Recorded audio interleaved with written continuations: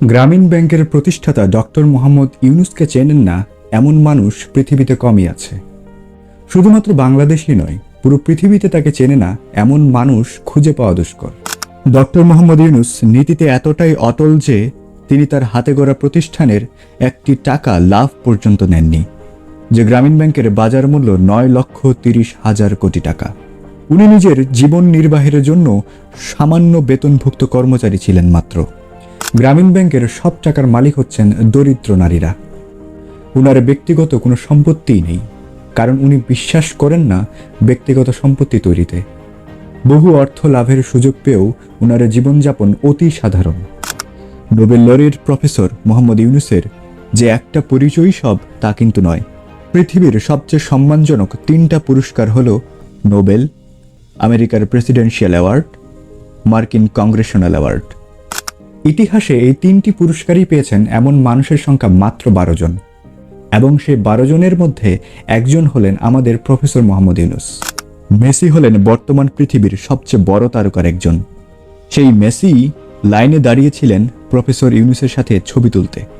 বিশ্বের সর্ববৃহৎ এবং সর্বোচ্চ সম্মানজনক প্রতিযোগিতা হল অলিম্পিক গেম।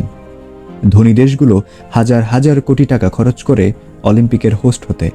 অলিম্পিক গেমসের উদ্বোধনী অনুষ্ঠানের সবচেয়ে সম্মানজনক হিউম্যান অর্থাৎ প্রধান অতিথি অলিম্পিকের মশাল বাহক। 2020 সালে জাপান অলিম্পিকের মশাল বাহক ছিলেন প্রফেসর ইউনুস, ডক্টর মোহাম্মদ ইউনুস। ভাবা যায় পৃথিবীর ইতিহাসে অলিম্পিক লরেল দেওয়া হয়েছে এমন মানুষের সংখ্যা মাত্র 2 জন। সেই 2 জন মানুষের মধ্যে একজন হলেন আমাদের প্রফেসর মোহাম্মদ ইউনুস। 2024 সালে প্যারিস অলিম্পিকের মূল থিম করা হয়েছে প্রফেসর ইউনুসের সামাজিক ব্যবসা তত্ত্বের উপর ভিত্তি করে।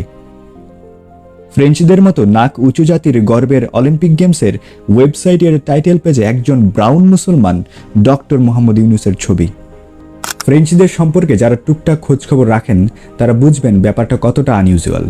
প্রফেসর ইউনুসের ব্রেইন চাইল্ড ক্ষুদ্র ঋণ, সামাজিক ব্যবসা এবং 3-0 এই 3টি তত্ত্বই গ্লোবাল কমিউনিটি গ্রহণ করেছে। এই 3টা তত্ত্বের মধ্যে 3টাই যে খুব ভালো এমনটি আবার নাও হতে পারে, কারণ যে কোনো সুদভিত্তিক পদ্ধতি ভালো নাও হতে পারে। তবে পয়েন্ট হলো পুরো পৃথিবী এটাকে গ্রহণ করেছে। সামাজিক ব্যবসা এবং 3-0 এই 2টাই খুবই জনহিতকর একটা তথ্য, এবং এটা নিয়ে কোনো বিতর্ক নেই। বাঙালি জনগোষ্ঠীর মধ্যে মোটামুটি গত কয়েক শত বছরে জন্ম নেওয়া একমাত্র গ্লোবাল সেলিব্রিটি হলেন প্রফেসর মোহাম্মদ ইউনুস। তিনি কত বড় মাপের ব্যক্তিত্ব সেটা বোঝার ক্ষমতাও 90% বাঙালির এখনও নেই। বাঙালির আরও 30 থেকে 40 বছর সময় লাগবে প্রফেসর ইউনুস কোন মাপের মানুষ এটা বুঝতে।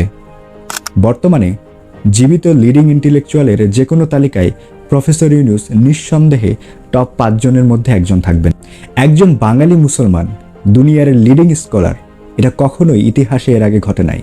আবার কবে ঘটবে সেটাও আমরা জানি না।